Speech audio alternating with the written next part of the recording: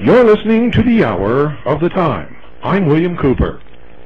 The Hour of the Time may be contacted at HOTT, that's H-O-T-T, P.O. Box 940, Eager, spelled E-A-G-A-R, in the state of Arizona, 85925. Our phone number is 928-333-2942, and our website is www.houroftheTime.com.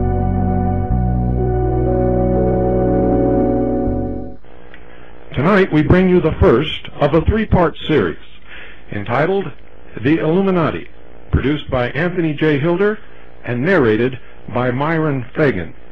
Music produced and performed by Evan Sweetwater and Anthony J. Hilder.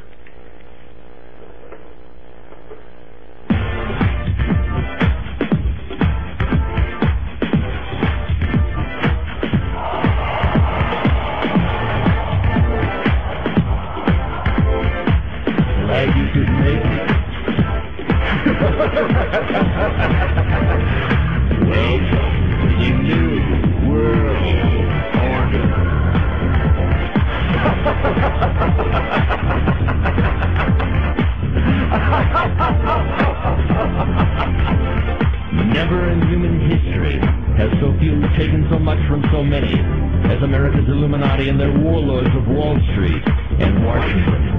In just 8 years, these banksters and international government gangsters took us from the greatest creditor nation to the largest debtor nation on Earth. Our standard of living has dropped like a rock for 4 out of every 5 Americans.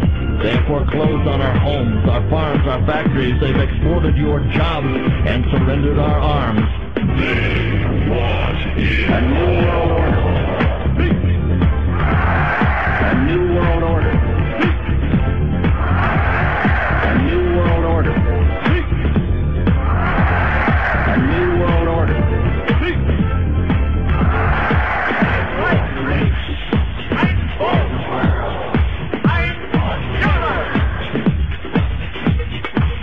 The Illuminati wants you to be a slave from birth to grave.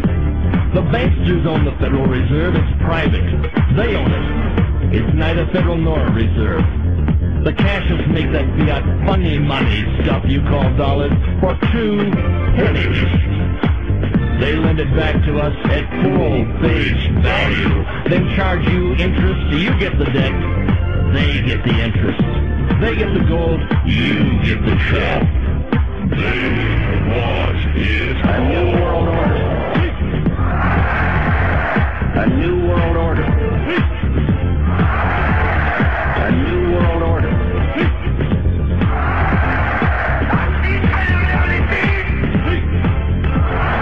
It is a big idea.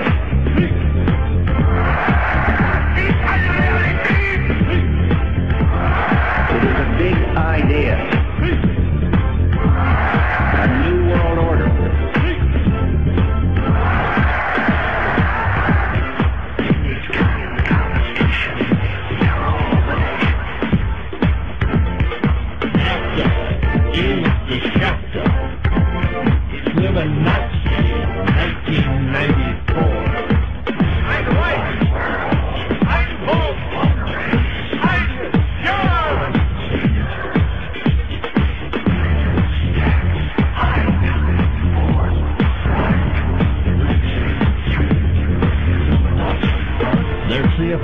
controls the CIA, the FBI, the ATF, and the FDA. They don't give a damn about the POW and the MIA. Hillary, Billary, Hitler, Marx, and Mao.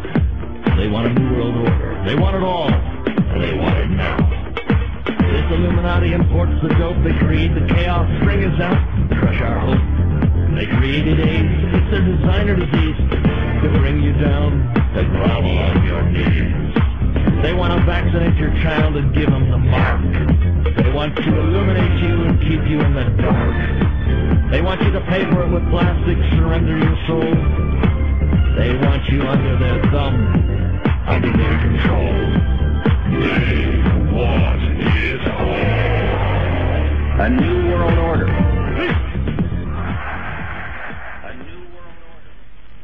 The question of how and why the United Nations is the crux of the great conspiracy to destroy the sovereignty of the United States and the enslavement of the American people within a UN one-world dictatorship is a complete and unknown mystery to the vast majority of the American people. The reason for this unawareness of the frightening danger to our country and to the entire free world is simple. The masterminds behind this great conspiracy have absolute control of all of our mass communications media, especially television, the radio, the press, and Hollywood. We all know that our State Department, the Pentagon, and the White House have brazenly proclaimed that they have the right and the power to manage the news, to tell us not the truth, but what they want us to believe. They have seized that power on orders from their masters of the great conspiracy. And the objective is to brainwash the people into accepting the phony peace bait to transform the United States into an enslaved unit of the United Nations one world government. First of all, bear in mind that the so-called UN police action in Korea, fought by the United States, in which 150,000 of our sons were murdered and maimed, was part of the plot, just as the undeclared by Congress war in Vietnam, in which our sons are dying, is part of the plot, just as the plot against Rhodesia and South Africa, in which our sons will be dying, is part of the UN plot. However, the vitally important thing for all Americans, all you mothers of the boys who died in Korea and are now dying in Vietnam, to know is that our so-called leaders in Washington, whom we elected to safeguard our nation and our Constitution, are the betrayers, and that behind them are a comparatively small group of men whose sole objective is to enslave the whole world of humanity in their satanic plot of one world government. Now, in order to give you a very clear picture of this satanic plot, I will go back to its beginning, clear back in the middle of the 18th century, and name the men who put that plot into action, and then bring you down to the present, today's status of that plot.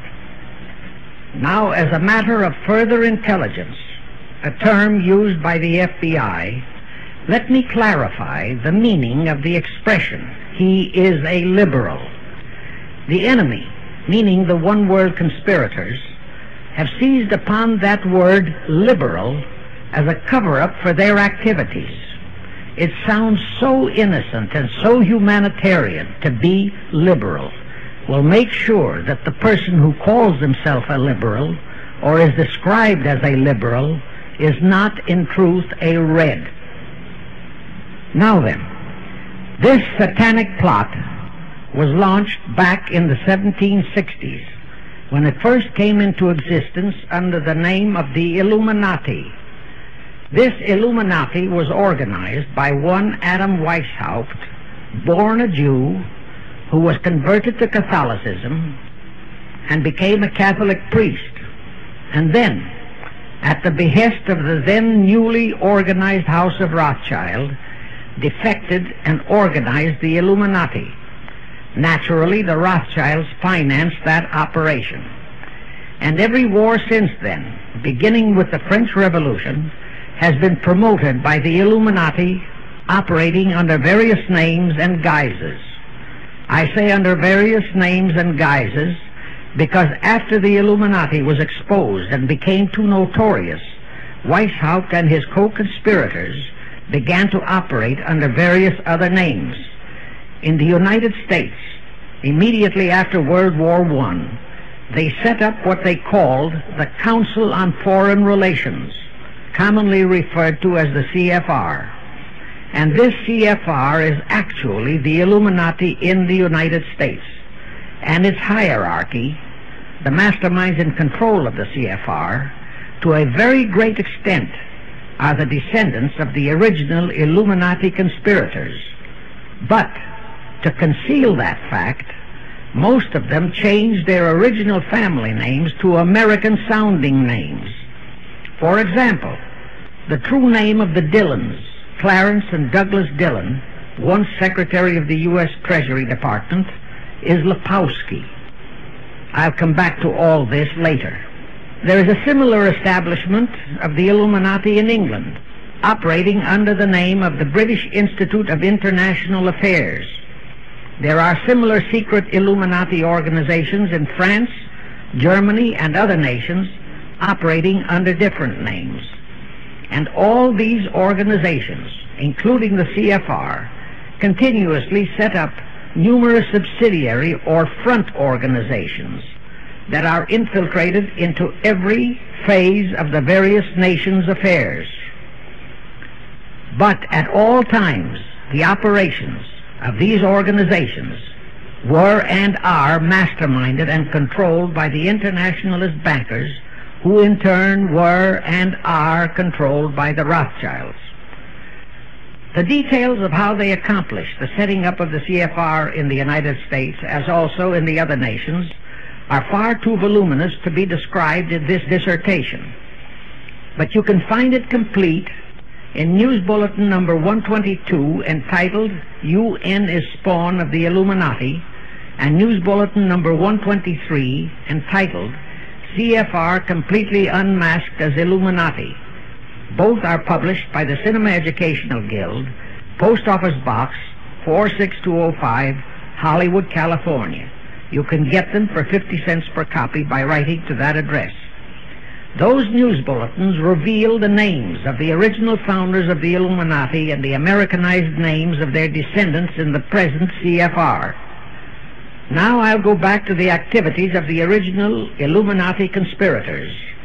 As revealed in News Bulletin number 122, one branch of the Rothschild family had financed Napoleon. Another branch of the Rothschilds, both branches the real masterminds of the Illuminati, financed Britain, Germany, and the other nations in the Napoleonic Wars.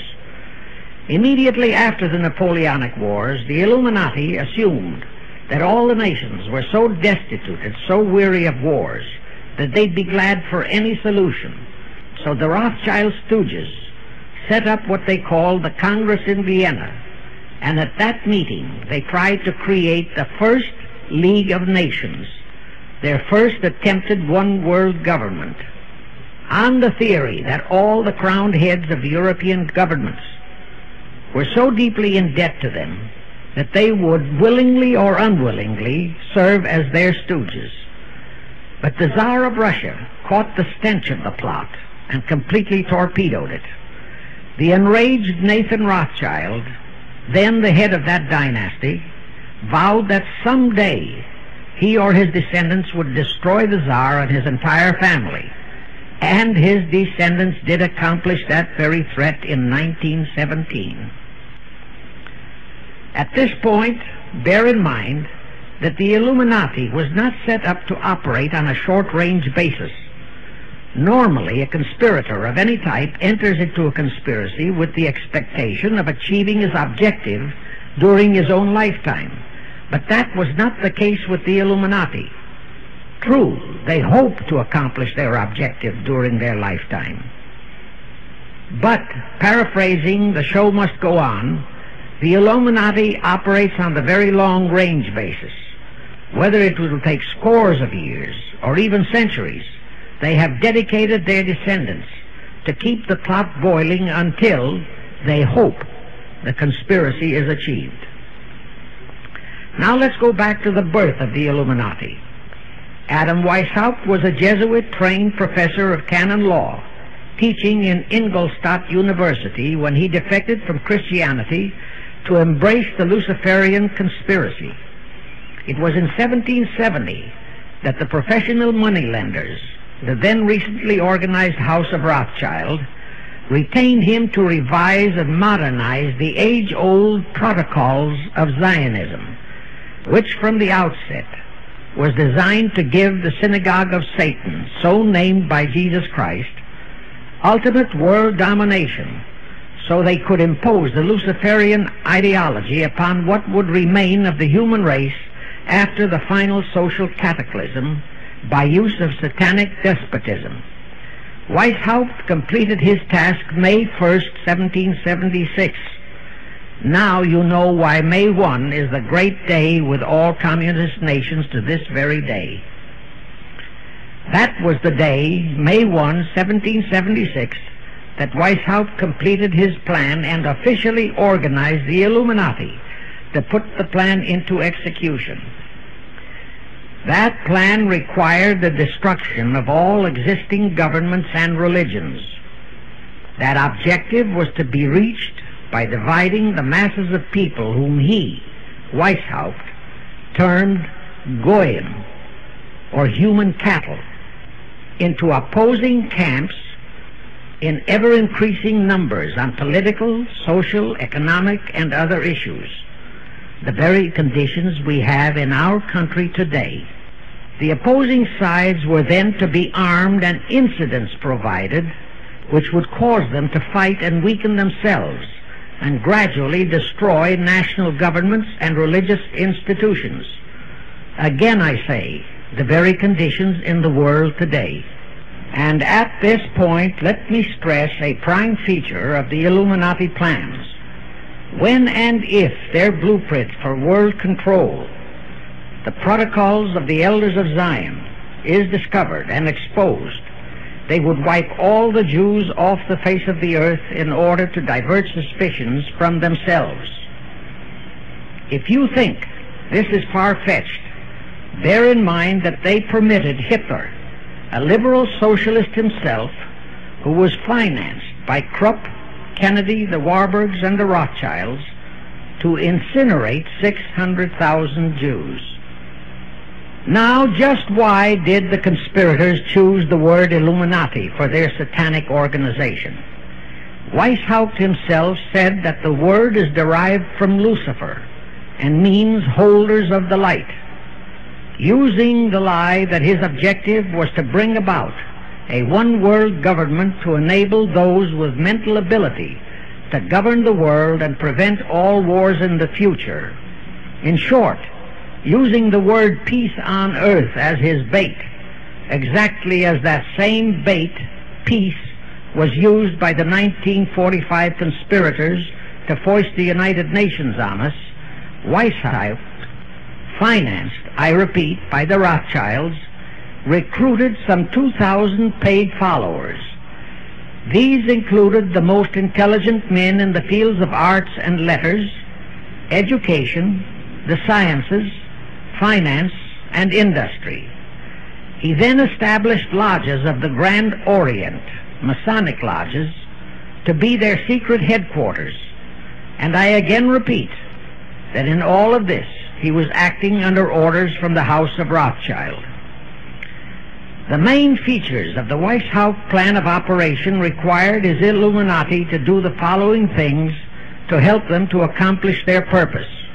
Number one, use monetary and sex bribery to obtain control of men already in high places in the various levels of all governments and other fields of endeavor. Once influential persons had fallen for the lies, deceits, and temptations of the Illuminati, they were to be held in bondage by application of political and other forms of blackmail, threats of financial ruin, public exposure and physical harm, even death, to themselves and loved members of their families. Do you realize how many present top officials in our federal government in Washington are controlled in just that way by the CFR? Do you realize how many homosexuals in our State Department, the Pentagon, all federal agencies, even in the White House, are controlled that way? Number 2, Illuminati and the faculties of colleges and universities were to cultivate students possessing exceptional mental ability, belonging to well-bred families with international leanings, and recommend them for special training in internationalism. Such training was to be provided by granting scholarships to those selected by the Illuminists. That gives you an idea what a Rhodes Scholarship means. It means indoctrination into accepting the idea that only a one-world government can put an end to recurring wars and strife. That's how the United Nations was sold to the American people. One of the most notable Rhodes Scholars we have in our country is Senator William J. Fulbright, sometimes referred to as Half-Bright. His entire voting record spells Illuminati.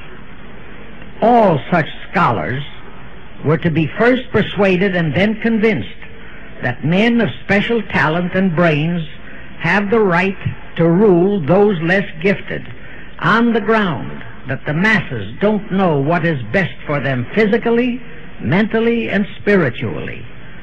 In addition to the Rhodes and similar scholarships, today there are 3 special Illuminati schools located in Gordonstown in Scotland, Salem in Germany, and Anavrita in Greece. These 3 are known ones, but there are others that are kept undercover. Prince Philip, the husband of Britain's Queen Elizabeth, was educated at Gordonstown at the instigation of Lord Louis Mountbatten, his uncle, a Rothschild relative who became Britain's admiral of the fleet after World War II ended. Number 3, all influential people trapped into coming under the control of the Illuminati, plus the students who had been specially educated and trained, were to be used as agents and placed behind the scenes of all governments as experts and specialists, so they would advise the top executives to adopt policies which would, in the long run, serve the secret plans of the Illuminati one-world conspiracy and bring about the destruction of the governments and religions they were elected or appointed to serve. Do you know how many such men operate in our government at this very time? Rusk, McNamara, Hubert Humphrey, Fulbright, Keitel, and go on and on and on. Number 4, perhaps the most vital directive in Weishaupt's plan was to obtain absolute control of the press, at that time the only mass communications media, to distribute information to the public, so that all news and information could be slanted, so that the masses could be convinced that a one-world government is the only solution to our many and varied problems. Now do you know who owns and controls our mass communications media? I'll tell you, practically all the movie lots in Hollywood is owned by the Lehmans, Kuhn, Loeb and Company, Goldman Sachs, and other internationalist bankers. All the national radio and TV channels in the nation are owned and controlled by those same internationalist bankers. The same is true of every chain of metropolitan newspapers and magazines, also of the press wire services, such as Associated Press, United Press International, etc. The supposed heads of all those media are merely the fronts for the internationalist bankers, who in turn compose the hierarchy of the CFR, today's Illuminati in America. Now can you understand why the Pentagon's press agent Sylvester so brazenly proclaimed that the government has the right to lie to the people? What he really meant was that our CFR-controlled government had the power to lie to and be believed by the brainwashed American people. And let's again go back to the first days of the Illuminati. Because Britain and France were the two greatest world powers in the late years of the 18th century, Weishaupt ordered the Illuminati to foment the colonial wars, including our Revolutionary War, to weaken the British Empire and organize the French Revolution to destroy the French Empire. He scheduled the French Revolution to start in 1789. However, in 1784, a true act of God placed the Bavarian government in possession of evidence which proved the existence of the Illuminati, and that evidence could have saved France if they, the French government, hadn't refused to believe it. Here is how that act of God happened. It was in 1874 that Weishaupt issued his orders for the French Revolution. A German writer named Zwack put it into book form. It contained the entire Illuminati story and Weishaupt's plans. A copy of this book was sent to the Illuminists in France, headed by Robespierre, whom Weishaupt had delegated to foment the French Revolution.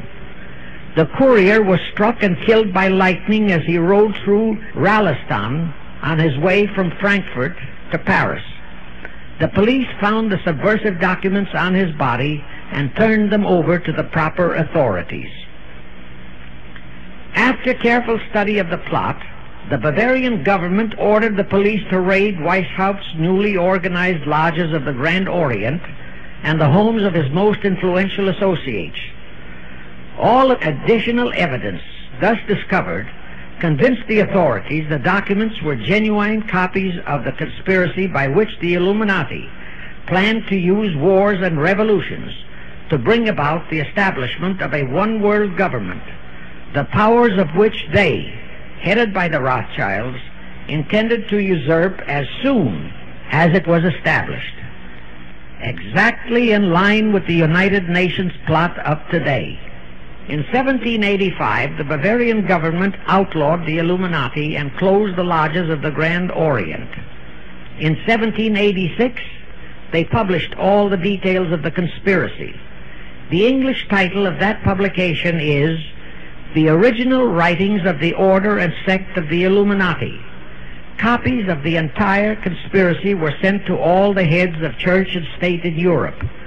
But the power of the Illuminati, which was actually the power of the Rothschilds, was so great that this warning was ignored. Nevertheless, Illuminati became a dirty word, and it went underground.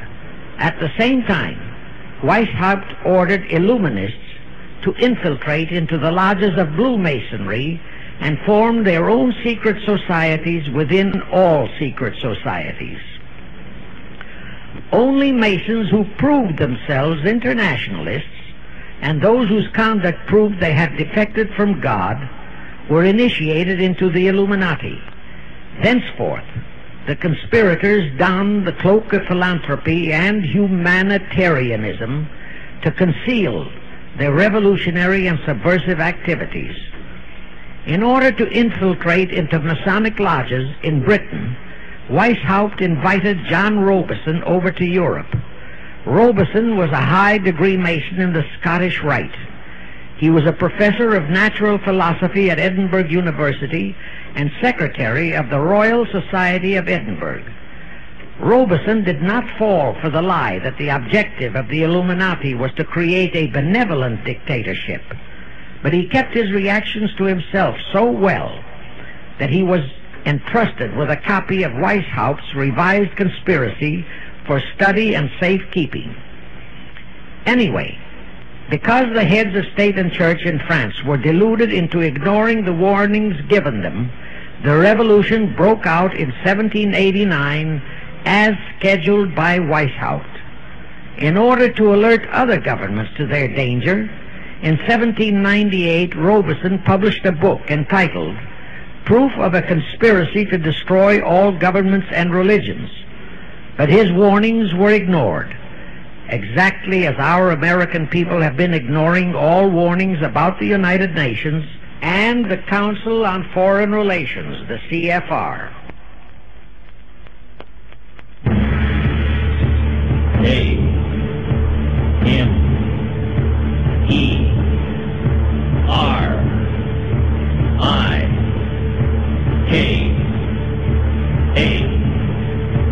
Comrade Clinton is marching us towards the millennium. His agenda, a new world order. He intends to foreclose upon the people and the property of the United States of America.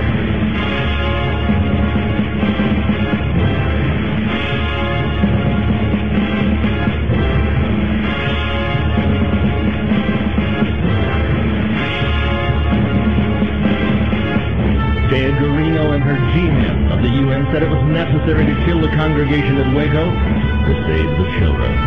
Comrade Clinton guides us and guides us into surrendering our sovereignty piece by piece to a one-world government.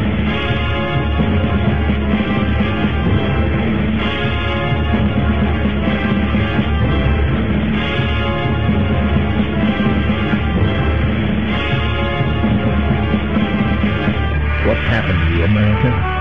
Have you lost both your will to win and your mind? Would you willingly turn your children over to the Hitlerian Gestapo to be immunized with the mark? Will you allow your kids to be numbered like animals, as were the Jews and Gypsies in Nazi concentration camps, so they could be tracked and controlled from cradle to grave? Politically correct, brother, and spiritually right. America. God help us. Haven't you learned? The earth was betrayed 2,000 years before. It was the world's greatest loss.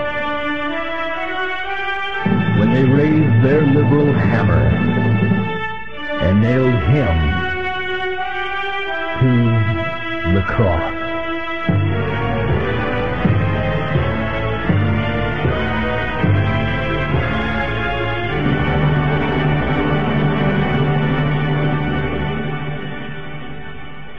Now here is something that will stun and very likely outrage many who hear this.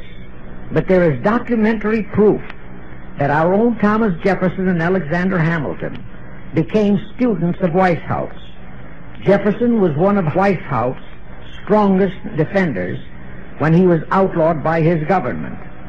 And it was Jefferson who infiltrated the Illuminati into the then newly organized lodges of the Scottish Rite in New England. Here is the proof. In 1789, John Robeson warned all Masonic leaders in America that the Illuminati had infiltrated into their lodges. And on July 19, 1789, David Papin, president of Harvard University, issued the same warning to the graduating class and lectured them on the influence Illuminism was acquiring on American politics and religion.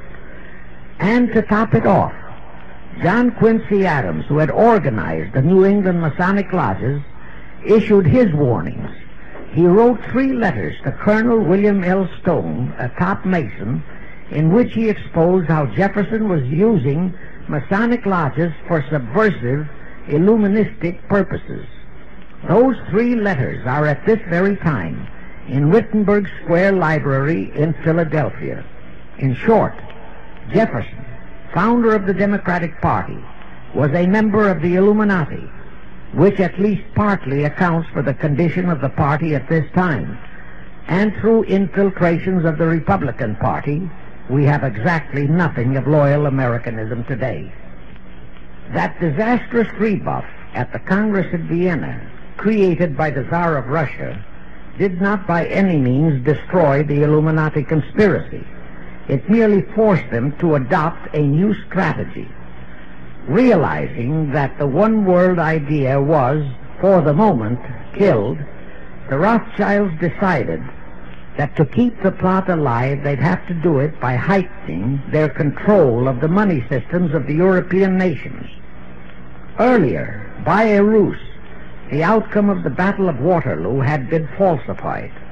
Rothschild had spread a story that Napoleon had won that battle. That had precipitated a terrific panic on the stock market in England.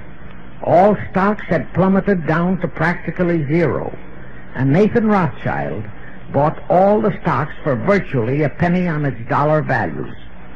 That gave him complete control of the economy of Britain and virtually of all Europe.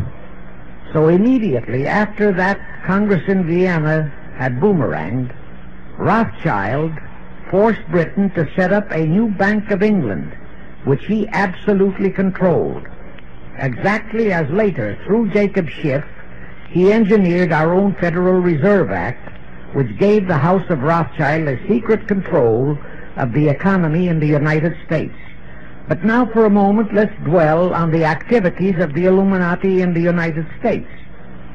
In 1826, one Captain William Morgan decided it was his duty to inform all Masons and the general public what the full truth was regarding the Illuminati, their secret plans and intended objectives. Also reveal the identities of the masterminds of the conspiracy. The Illuminati promptly tried Morgan in absentia and convicted him of treason. They ordered one Richard Howard, an English Illuminist, to carry out their sentence of execution as a traitor. Morgan was warned and he tried to escape to Canada, but Howard caught up with him near the border, near the Niagara Gorge to be exact, where he murdered him. This was verified in a sworn statement made in New York by one Avery Allen to the effect that he heard Howard render his report of the execution to a meeting of Knights Templars in St. John's Hall, New York. He also told how arrangements had been made to ship Howard back to England. That Allen affidavit is on record in New York City archives. Very few Masons and very few of the general public know that general disapproval over that incident of murder caused approximately half of all the Masons in the northern jurisdiction of the United States to secede. Copies of the minutes of the meeting held to discuss that matter are still in existence in safe hands, and that all that secrecy emphasizes the power of the masterminds of the Illuminati to prevent such terrible events of history from being taught in our schools. In the early 1850s, the Illuminati held a secret meeting in New York, which was addressed by a British Illuminist named Wright. Those in attendance were told that the Illuminati was organizing to unite the nihilist and atheist groups with all other subversive groups into an international to be known as communists. That was when the word communist first came into being, and it was intended to be the supreme weapon and scare word to terrify the whole world and drive the terrorized peoples into the Illuminati one world scheme. This scheme, communism, was to be used to enable the Illuminati to foment future wars and revolutions. Clinton Roosevelt, a direct ancestor of Franklin Roosevelt, Horace Greeley and Charles Dana, foremost newspaper publishers of that time, were appointed to head a committee to raise funds for the new venture. Of course, most of the funds were provided by the Rothschilds, and this fund was used to finance Karl Marx and Engels when they wrote Das Kapital and the Communist Manifesto in Soho, England. And this clearly reveals that communism is not a so-called ideology, but a secret weapon, a bogeyman word to serve the purpose of the Illuminati. Weishaupt died in 1830, but prior to his death he prepared a revised version of the age-old conspiracy, the Illuminati, which under various aliases was to organize, finance, direct, and control all international organizations and groups by working their agents into executive positions at the top. In the United States, we have Woodrow Wilson, Franklin Roosevelt, Jack Kennedy, Johnson, Rusk, McNamara, Fulbright, etc. as prime examples. In addition, While Karl Marx was writing the Communist Manifesto under the direction of one group of Illuminists, Professor Karl Ritter of Frankfurt University was writing the antithesis under direction of another group. The idea was that those who direct the overall conspiracy could use the differences in those two so-called ideologies to enable them to divide larger and larger members of the human race into opposing camps, so that they could be armed and then brainwashed into fighting and destroying each other, and particularly to destroy all political and religious institutions. The work Ritter started was continued after his death and completed by the German so-called philosopher Friedrich Wilhelm Nietzsche, who founded Nietzscheism. This Nietzscheism was later developed into fascism and then into Nazism, and was used to foment World Wars I and II. In 1834, the Italian revolutionary leader Giuseppe Mazzini was selected by the Illuminati to direct their revolutionary program throughout the world. He served in that capacity until he died in 1872. But some years before he died, Mazzini had enticed an American general named Albert Pike into the Illuminati. Pike was fascinated by the idea of a one-world government, and ultimately he became the head of this Luciferian conspiracy. Between 1859 and 1871, Pike, worked out a military blueprint for 3 world wars and various revolutions throughout the world, which he considered would forward the conspiracy to its final stage in the 20th century. Again, I remind that these conspirators were never concerned with immediate success. They always operated on a long-range view. Pike did most of his work in his home in Little Rock, Arkansas. But a few years later, when the Illuminati's lodges of the Grand Orient became suspect and repudiated because of Mazzini's revolutionary activities in Europe, Pike organized what he called the New and Reformed Palladian Rite. He set up 3 supreme councils, one in Charleston, South Carolina, one in Rome, Italy, and the third in Berlin, Germany. He had Mazzini establish 23 subordinate councils in strategic locations throughout the world. These have been the secret headquarters of the world revolutionary movement ever since. Long before Marconi invented radio, the scientists in the Illuminati had found the means for Pike and the heads of his councils to communicate secretly. It was the discovery of that secret that enabled intelligence officers to understand how apparently unrelated incidents, one such as the assassination of an Austrian prince at Sarajevo, took place simultaneously throughout the world, which developed into a war or a revolution.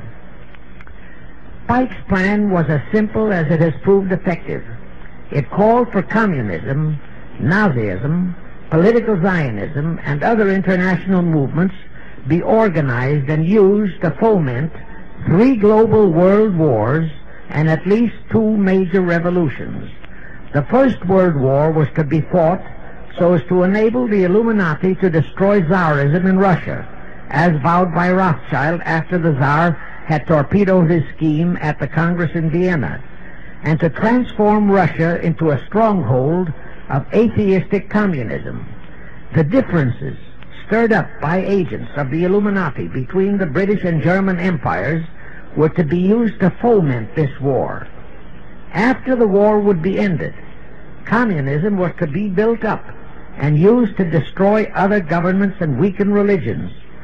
World War II, when and if necessary, was to be fomented by using the controversies between fascists and political Zionists. And here let it be noted that Hitler was financed by Krupp, the Warburgs, the Rothschilds, and other internationalist bankers, and that the slaughter of the supposed 600,000 Jews by Hitler didn't bother the Jewish internationalist bankers at all.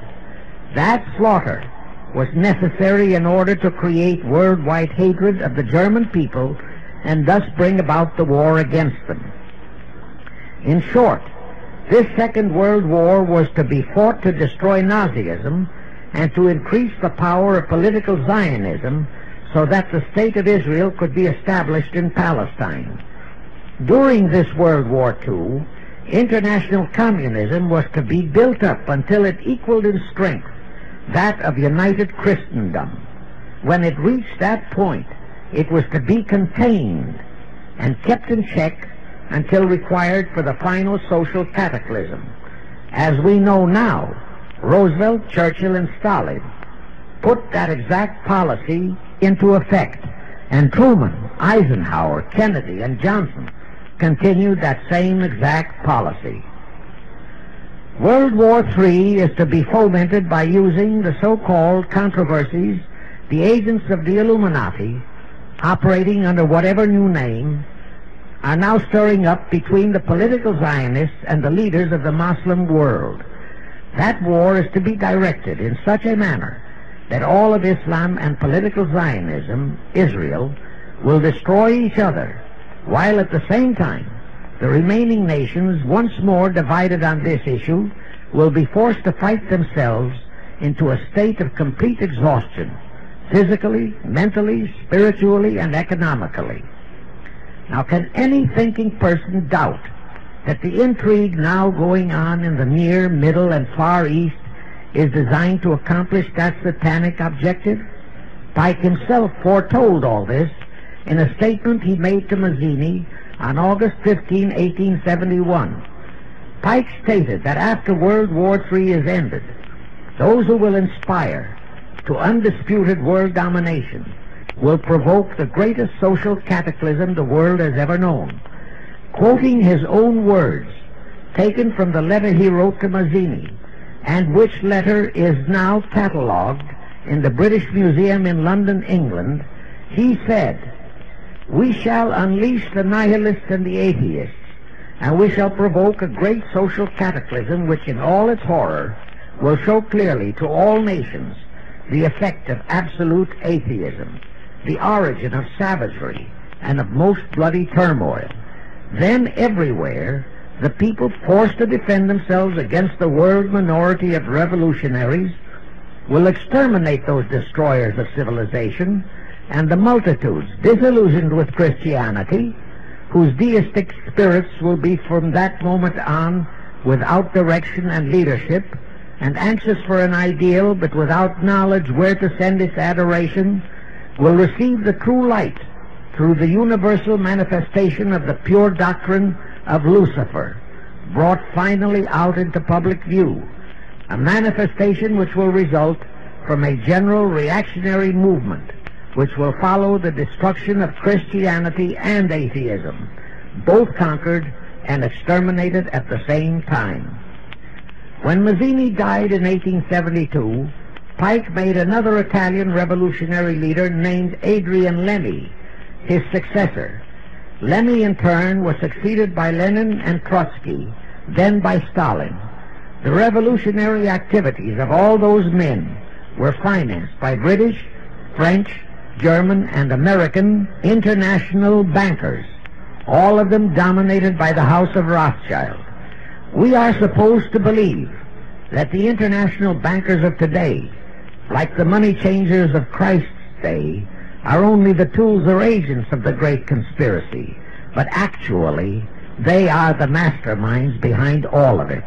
While the general public has been brainwashed by all the mass communications media into believing that communism is a movement of the so-called workers, the actual fact is that both British and American intelligence officers have authentic documentary evidence that international liberals operating through their international banking houses, particularly the House of Rothschild, have financed both sides in every war and revolution since 1776.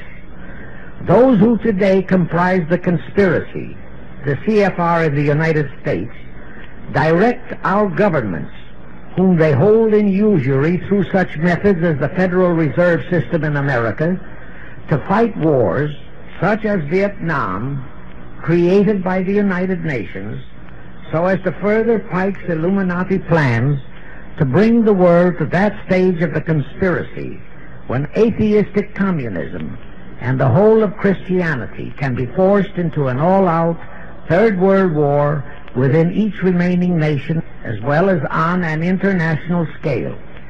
The headquarters of the great conspiracy in the late 1700s was in Frankfurt, Germany, where the House of Rothschild had been established by Mayer Anschelm, who adopted the Rothschild name and linked together other international financiers who had literally sold their souls to the devil. After the Bavarian government's exposure in 1786, the conspirators moved their headquarters to Switzerland, then to London. Since World War II, after Jacob Schiff, the Rothschild's boy in America, died, the headquarters of the American branch has been in the Harold Pratt Building, New York, and the Rockefellers, originally protégés of Schiff, have taken over the manipulation of finances in America for the Illuminati. In the final phases of the conspiracy, the one-world government will consist of the king dictator, head of the United Nations, the CFR, and a few billionaires, economists, and scientists who have proved their devotion to the great conspiracy. All others are to be integrated into a vast conglomeration of mongrelized humanity, actually slaves. Now let me show you how our federal government and the American people have been sucked into the one-world takeover plot of the Illuminati great conspiracy. And always bear in mind that the United Nations was created to become the housing for that one-world so-called liberal conspiracy. The real foundations of the plot for the takeover of the United States were laid during the period of our Civil War. Not that Weishaupt and the earlier masterminds had ever overlooked the New World. As I have previously indicated, Weishaupt had his agents planted over here as far back as the Revolutionary War. But George Washington was more than a match for them. It was during the Civil War that the conspirators launched their first concrete efforts. We know that Judah Benjamin, chief advisor of Jefferson Davis, was a Rothschild agent. We also know that there were Rothschild agents planted in Abraham Lincoln's cabinet who tried to sell him into a financial dealing with the House of Rothschild. But old Abe saw through the scheme and bluntly rejected it, thereby incurring the undying enmity of the Rothschilds, exactly as the Russian Tsar did when he torpedoed their first League of Nations at the Congress in Vienna. Investigation of the assassination of Lincoln revealed that the assassin, Booth, was a member of a secret conspiratorial group. Because there were a number of highly important government officials involved, the name of the group was never revealed, and it became a mystery, exactly as the assassination of Jack Kennedy still is a mystery. But I am sure it will not for long remain a mystery. Anyway, the ending of the Civil War destroyed, temporarily, all chances of the House of Rothschild to get a clutch on our money system, such as they had acquired in Britain and other nations in Europe. I say temporarily because the Rothschilds and the masterminds of the conspiracy never quit. So they had to start from scratch, but they lost no time in getting started. Shortly after the Civil War, a young immigrant who called himself Jacob H. Schiff arrived in New York. Jacob was a young man with a mission for the House of Rothschild. Jacob was the son of a rabbi, born in one of Rothschild's houses in Frankfurt, Germany. I won't go deeply into his background. The important point is that Rothschild recognized in him not only a potential money wizard, but more important, he also saw the latent Machiavellian qualities in Jacob that could, as it did, make him an invaluable functionary in the great one-world conspiracy. After a comparatively brief training period in the Rothschilds' London bank, Jacob left for America with instructions to buy into a banking house, which was to be the springboard to acquire control of the money system of the United States. Actually, Jacob came here to carry out 4 specific assignments. Number 1, and most important, was to acquire control of America's money system. Number 2, find desirable men who, for a price, would be willing to serve as stooges for the great conspiracy and promote them into high places in our federal government, our Congress, in the U.S. Supreme Court, and all federal agencies. Number 3, create minority group strife throughout the nations, particularly between whites and blacks. Number 4, create a movement to destroy religion in the United States, but Christianity to be the chief target.